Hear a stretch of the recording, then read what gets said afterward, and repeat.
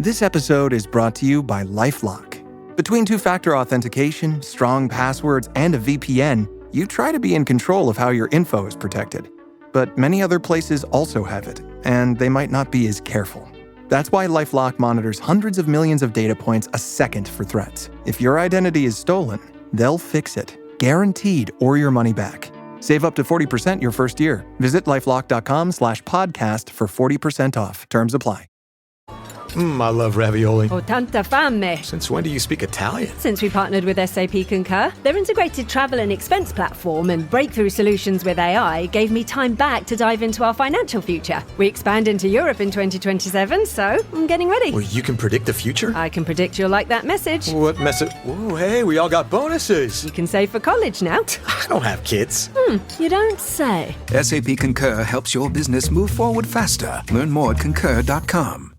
Shopping is hard, right? But I found a better way. Stitch Fix online personal styling makes it easy. I just give my stylist my size, style, and budget preferences. I order boxes when I want and how I want. No subscription required. And he sends just for me pieces, plus outfit recommendations and styling tips. I keep what works and send back the rest. It's so easy. Make style easy. Get started today at stitchfix.com/Spotify. That's stitchfix.com/Spotify. Your burger is served, and this is our finest Pepsi Zero Sugar. Its sweet profile perfectly balances the savory notes of your burger. That is one perfect combination.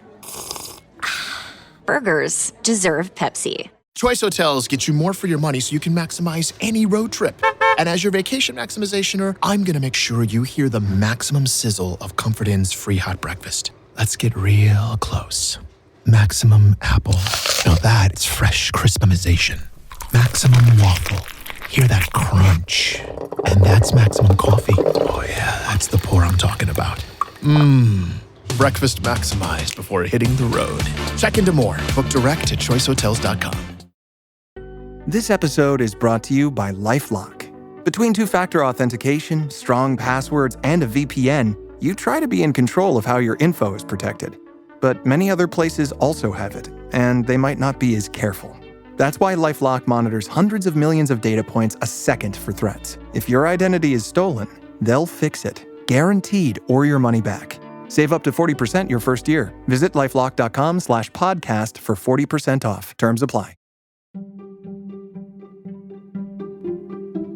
Welcome to the HCI family of podcasts. We're your source for personal, professional, and organizational growth and development. We share our own original research, explore industry trends, and interview executives and thought leaders from across the globe. Join us for practitioner-oriented content around all things leadership, HR, talent management, organizational development, and change management. Maximize your personal and organizational potential with the HCI family of podcasts. Ryan Tamminga, welcome to the conversation today. Thanks. Great to be here. It is a real pleasure to be with you. You're joining us from Denver. I'm south of Salt Lake City in Utah. And today we're going to be talking about how human resources can leverage automation to drive employee engagement. You know, we live in an age of disruption, constant development of new AI, robotics, advanced robotics, machine learning. You know, automation is the name of the game. And I think it's not slowing down. We're going to continue to just see continued exponential growth in the realm of automation. And at the same time, there's a heightened sense that we need to be focusing on employee experience. We need to be talking about employee engagement. We need to figure out how we can really truly leverage the human capacity, the human potential of our people amidst this technological revolution, right? And it's a bit of an irony, perhaps. It's this tension that's going on. We got the robots and we got the people, right? And we have to have the human side. And so we're really going to flesh this out. We're going to explore this together today. As we get started, I wanted to share Ryan's bio with everybody. Ryan Tamminga is the Senior Vice President of Product and Services at Alchemer. Ryan has over 15 years of experience in both industry and consulting roles with Fortune 100 companies across products, media, resources, and healthcare sectors. He has a proven track record for improving core operations performance, providing thought leadership, and driving results through strategy development, operating model design, processes excellence, and implementation of enabling technologies. He has deep expertise in customer experience, employee experience, finance, SAP, robotic process automation, zero-based budgeting, and analytics. Ryan is passionate about architecting complex business transformations as well as cultivating people and business growth. All of that is awesome. You have such a tremendous background. You've done so many great, amazing things. Anything you would like to focus on in terms of your background and personal context that you'd like to share with the audience before we dive on into the broader conversation? Yeah. I think the thing that's so exciting about the topic we're going to cover today, I spent the first majority of my career with Accenture and Deloitte doing business services implementations that would normally include some sort of HR, shared service model or COE or outsourcing capability. And so I think over the last, almost 20 years now, I've seen the journey that HR professionals have taken from, moving into more of a cost-effective model, and then you see technologies like Workday come out and they start to automate, and the focus on self-service and really tuning that service delivery model over time. And I think we're getting to a place where there's actually a really nice balance between kind of building. Does it ever feel like you're a marketing professional just speaking into the void? Well, with LinkedIn ads, you can know you're reaching the right decision makers. You can even target buyers by job title, industry, company, seniority, skills. Wait, did I say job title yet? Get started today and see how you can avoid the void and reach the right buyers with LinkedIn ads. We'll even give you a $100 credit on your next campaign. Get started at linkedin.com/results. Terms and conditions apply. Make your next move with American Express Business Platinum. Enjoy complimentary access to the American Express Global Lounge Collection. And with a welcome offer of 150,000 points after you spend $20,000 on purchases on the card within your first 3 months of membership, your business can soar to new heights. Terms apply. Learn more at americanexpress.com/business-platinum. Amex Business Platinum. Built for business by American Express. This episode is brought to you by Polestar. There's only one true way to experience the all-electric luxury SUV Polestar 3, and that's to take a test drive. It can go from 0 to 60 in as little as 4.8 seconds with the dynamic handling of a sports car. But to truly understand how it commands the road, you need to be behind the wheel. Up to 350 miles of range, the 3D surround sound system by Bowers & Wilkins. It's all something you have to experience to believe. So book your test drive for Polestar 3 today at polestar.com. If you went on a road trip and you didn't stop for a Big Mac or drop a crispy fry between the car seats or use your McDonald's bag as a placemat, then that wasn't a road trip. It was just a really long drive. Ba-da-ba-ba-ba. At participating McDonald's. Hey business owners, we know you know the importance of maximizing every dollar. With the Delta SkyMiles Reserve Business American Express card, you can make your expenses work just as hard as you. From afternoon coffee runs to stocking office supplies and even team dinners, you can earn miles on all your business expenses. Plus, you can earn 110,000 bonus miles for a limited time through July 16th. The Delta SkyMiles Reserve Business Card. If you travel, you know. Minimum spending requirements and terms apply. Offer ends 7/16/25. Centers of excellence, having a really complex and sophisticated service delivery network, but still making it easy for people to get what they need when they just need to do it themselves, and really intuitive tools like Workday or Paylocity and tools like that. And now it gives our HR teams really the power to focus on how do they continue to make the employee experience better from day one of submitting your resume all the way through kind of exiting an organization. There's such a great place where we can focus on making all of the aspects of what a touch your experience better. Yeah. So you mentioned companies like Workday, and there's all these different companies, all these different tools, right? And they have been around for a long time. And the self-service model of HR has only grown and been leveraged increasingly over the years.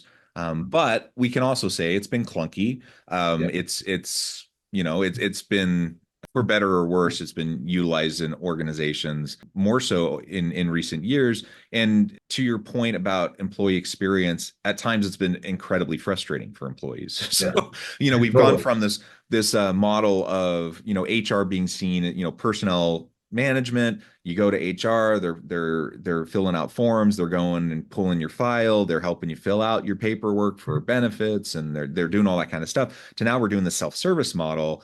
And if the systems aren't working particularly well, or if you're having to go like 10 clicks deep to try to navigate and find stuff, it can be really hard to navigate. It can be frustrating. And thankfully, all of that's getting smoother. It's getting better. It's getting more user friendly, easier to navigate. And with advanced AI and machine learning and all of these things that have only been advancing in recent years, it's just getting better and better and better. We're able to get just in time answers to our questions easier and easier. And all of these tools are just getting so much more useful, so that the interfaces are getting better. The ability for us to get what we need just within 2 to 3 clicks in is enhanced. And I know from my personal experience as an employee, I can say my experience has gone dramatic. It's been dramatically improved, just over the last 5 years, which I'm grateful for. And I suspect many listeners can say the same thing. So awesome. Like, that's improved tremendously. And I suspect it will continue to in the coming years. What has been your experience, and what do you see coming down the pipeline in terms of how those automations are helping that employee experience? Well, I'll speak a little bit specifically about what we do here at Alchemer in terms of our customers with their employee experience. So one of the things that we've brought, so we're a CX, EX, voice of the customer, voice of the employee, feedback management company, whatever kind of your definition of choice is. But we take more of an operational perspective of how collecting people's feedback can actually change your experience, right? And we focus on being able to connect feedback to the core systems that are running your operation in a way that engages that data, that makes the process better or makes the experience better. So I'll give a couple of examples that I've had just recent conversations with a couple of our customers on, that I think will paint that in a light that will then kind of drive our perspective on automation. But, if you think about HR operations, it's such a wide range of things that they do. I think people tend to think of employee engagement as your annual employee engagement survey. And, you blast the survey out, everyone answers 50 questions. Somebody stands up at a company all hands meeting and says, here's the 10 things we're going to go do next year to improve the experience of the employee. And it can go so much deeper and, more specific than that. Yeah. So you can either focus on improving a specific process or experience of an employee, or you can focus on how do you deploy the right service model to the right employees at the right time. And I'll cover both of those cases. But I recently just had a conversation with a company that runs very large contact centers. So they've got lots and lots of employees, medium to high turnover in some of their locations, just due to the nature of their workforce. But one of the things they had a hypothesis on was, if we can make the employee experience better in the first 100 days, they're more likely to stick around, right? You spend a lot of money acquiring talent, you spend a lot of money training this talent, you want it to stick around and really thrive in your environment. And so what we built with our product set is an ability to listen to the events in your core HR or HCM applications, and then based on something that's happening, trigger a survey that goes to an employee. And then we use our workflow kind of orchestration concept to start to drive action on the back end of that. And so what we built for them was a kind of a series of surveys that goes out on end of day 1, week day 7, day 14, day 30. And all of that is tracked based on the employee start date and a couple of triggers of different activities that happen within their Workday application. And so no one has to watch this. We set it and forget it. And it just, when a new employee shows up, they check in, first day, active employee. We listen for the active status. We listen for, the next kind of step in their onboarding process as they complete it. We send a survey to that employee and we ask very simple questions like, how's your first week? What's one thing that you've been pleasantly surprised about? What's one thing that we could do differently to make your experience better? And depending on how you answer that question, we then trigger workflow out of our product back into the organization and either, create a case for the HR rep to follow up with that employee and intervene, or maybe you send a note to their hiring manager and let them know that here's the things that they're liking, here's some things you should connect with as part of your next conversation. And what we built is an ability for the same size team to now reach every single employee as they're going through their onboarding process and learn what's making that employee's experience great and what they need to do to intervene to make it better.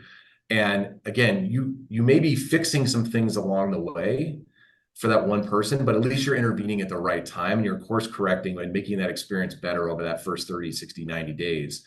And then after you've gone through, 100 different employees, you've got the themes that you can start to learn more about, where you can implement kind of more of a macro change to improve the experience for the next group of people that are going to start. And so we built this automated process that just runs every day, and it's really helping them improve what that employee experience is in their first 100 days. And it's reduced their turnover pretty significantly over the last 6 months, which is really cool. So that's one that we're really excited about. Yeah, yeah, and that example, first of all, the day of the annual engagement survey, I think we're past that. I mean, there's nothing wrong, I suppose, with continuing to do an annual engagement survey, but if that's all you're doing, you're missing the boat. So let's do more than that. That's so 20 years ago or 10 years ago. We can do push surveys and get a lot more real-time data like you're describing. And there's all sorts of problems with just doing that annual engagement survey. Engage the survey fatigue is one of them. Just the proximity issues with only doing once a year survey. There's just so many problems, right? But one of the things I just really like about what you just described is the set and forget kind of mentality of just in simple. You didn't actually explain how long these little surveys are, but I imagine they're extremely short, just maybe one or two questions each one, right? They're just like very, very simple. So they're quick responses. People just answer them in real time. They move on. They don't even have to, they probably forget about it, right? They just move on. So they're just honest, quick responses. There's no reason for them to try to, think about, well, what does my boss want me to answer? It's just, you're just going to get real answers. You're going to get real responses. And in the aggregate, you're going to get more real-time data that can help you improve. I just think it's vastly superior data to help you improve the experiences of your employees. So this is exactly the type of engagement data that we want to be collecting. So kudos on helping organizations. I think one of the things that we try to preach to our customers here at Alchemer is, you really need to earn people's feedback, right? Yeah. I think for a long time, you get so many take my survey, take my product survey, tell me more about your experience stuff in your Gmails and things that I think people, throw them in their junk boxes because nothing ever happens with the feedback that you've given, right? They're like, 10 minutes, answered a bunch of questions, and I never see myself in the product experiences or the employee experience, whatever it ends up being. And so I think, to really focus on the value of capturing people's feedback, you need to do something with it. And I think by engaging it in these kind of autonomous ways where it doesn't feel like I'm just saying something and nothing ever happens, right? Like I said something like, hey, after my second week, I'm really struggling to get into my job because I don't understand how this program works on my computer. And then somebody shows up and adds a little extra training to make sure you're available. They're like, it becomes part of the DNA of your culture, of your company, that when I say something, people are listening. And there's lots of different ways of sharing my feedback and for people to listen. But when things happen on the back end of it for the better, it really just starts to flywheel how much feedback you get and how trusting your employees will get with how you're collecting feedback. It's not just did I guess and say the right thing kind of thing, but it's like I'm saying what I need and someone's doing something about it. So next time someone asks, of course I'm going to tell you what I need. Yeah. Two things. One, I love the flywheel metaphor. I think that's a really powerful way to think about it. And let's talk a little bit more about that here in just a minute. But also, yeah, so not only in the aggregate can we collect the data so that we can start to make macro level improvements over time, but you're absolutely right. When we get this real-time data on the micro level, we can actually address real-time issues and real-time concerns, which is also very powerful. So it's a win-win for everybody. Yeah. Okay, so let's talk about the flywheel aspect of this, because you're absolutely right. With the feedback that you're getting, it's something that we're able to do. We're able to just respond in a way that you couldn't otherwise. Describe that for me a little bit more and how you build this into your process. Yeah. I think again, we talked a little bit about how technology's evolved over the last, especially in our industry over the last 5 years, pretty significantly. And it's changing in a way that, again, I think when you used to run surveys, you'd have to go run an engagement survey because there's not really an effective way to reach a large mass of people and do something about anything. So you're just like, hey, I need 1,000 people or more to respond to 50 questions, and I'm going to put together some pie charts, and I'm going to go tell somebody a whole bunch of things to go do. And that was kind of the traditional approach to taking people's feedback and going and employing it for action.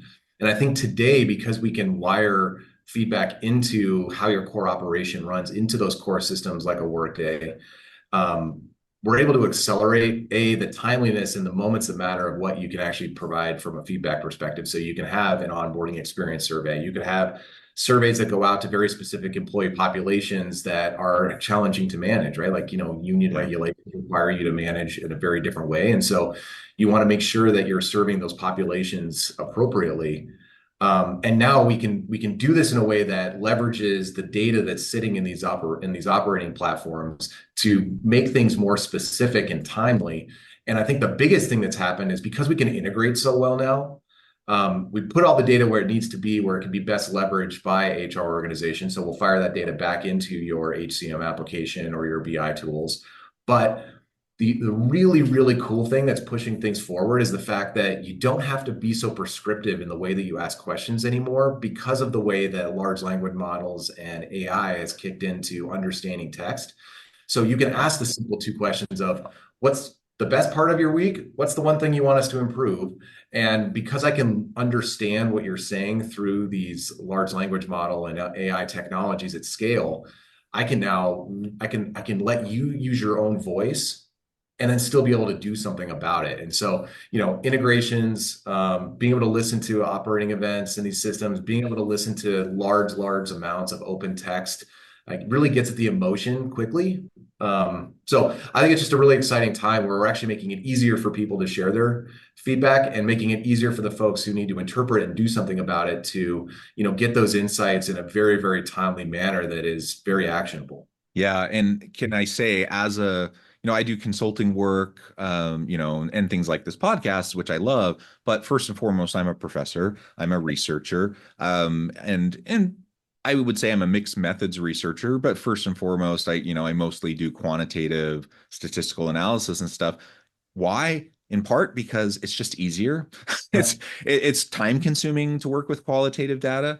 And you're right. Leveraging AI in the analysis of qualitative data is so stinking helpful. It's something that has opened up a whole new world in the qualitative research realm. Just in the last couple of years, it's easier to deal with large amounts of qualitative data today than it was a couple of years ago. It just is.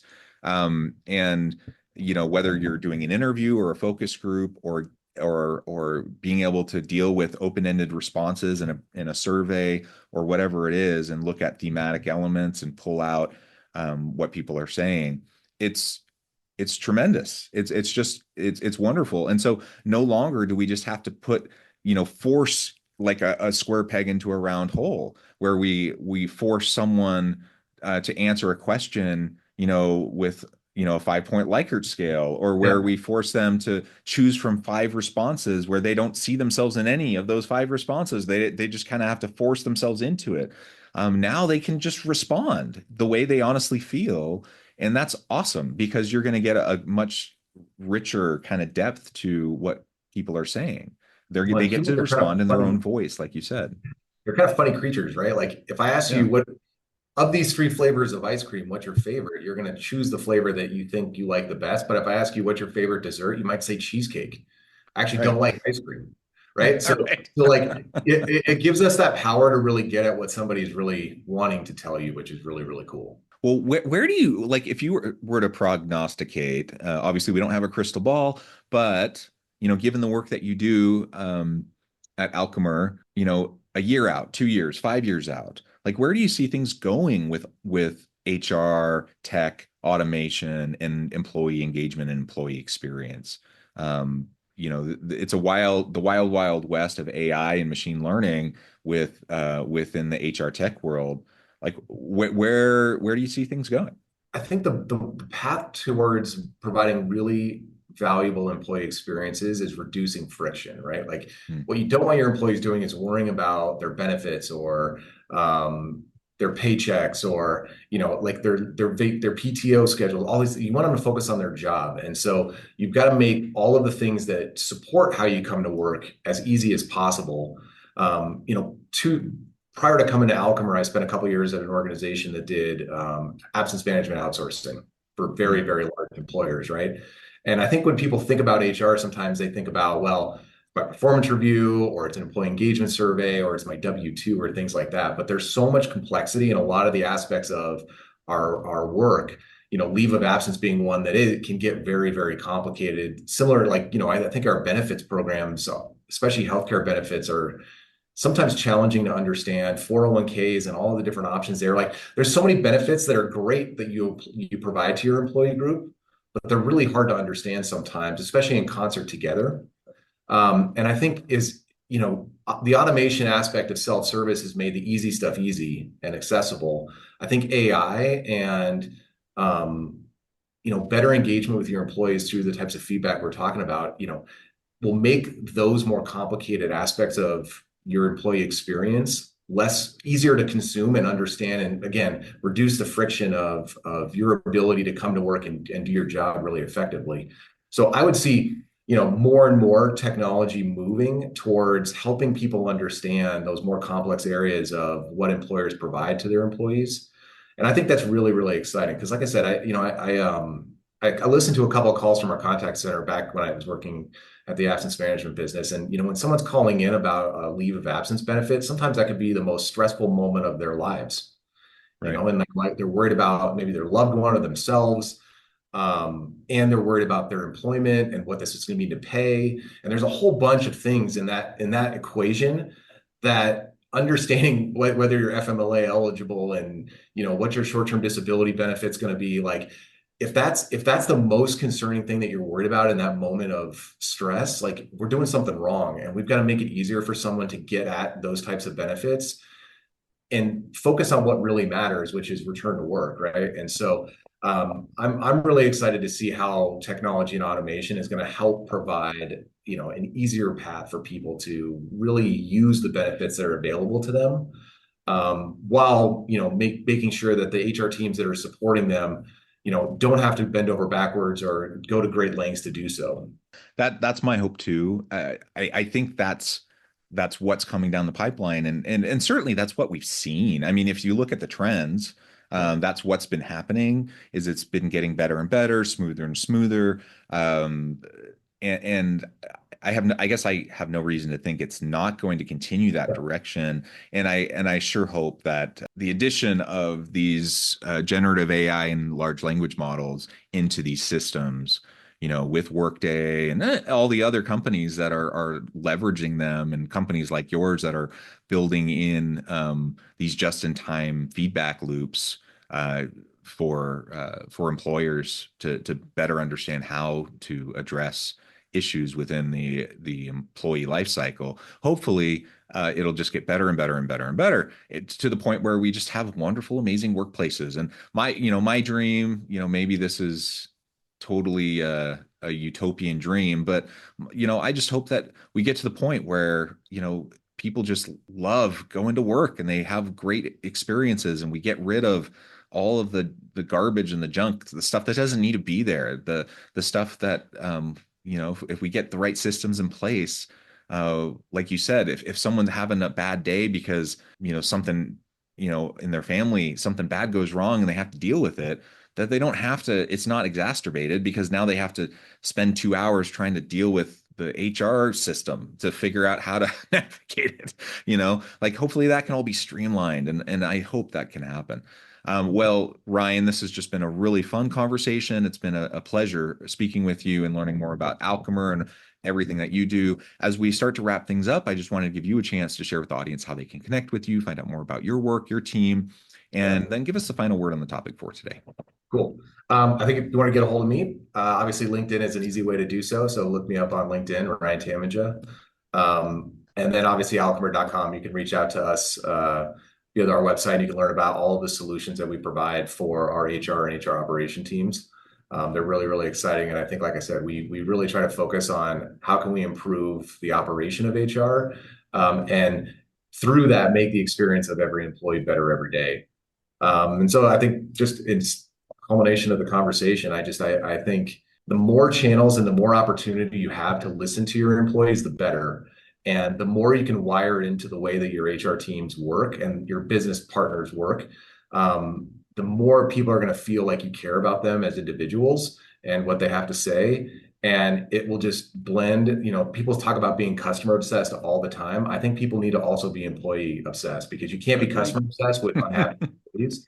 And if you start to wire this into the DNA of the way that you think about your process, think about your systems, think about your employee engagement, the only thing you can do is win, right? No one ever loses because their employees are unhappy, are happy. So I think, just keep focusing and just keep improving little by little and focus on the next best experience and keep going. Yeah, love it.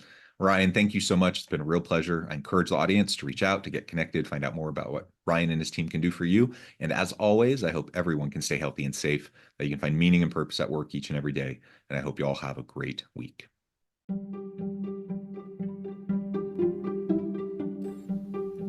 Thanks for joining us for this episode of the podcast. We hope you stay healthy and safe, and please join us again soon.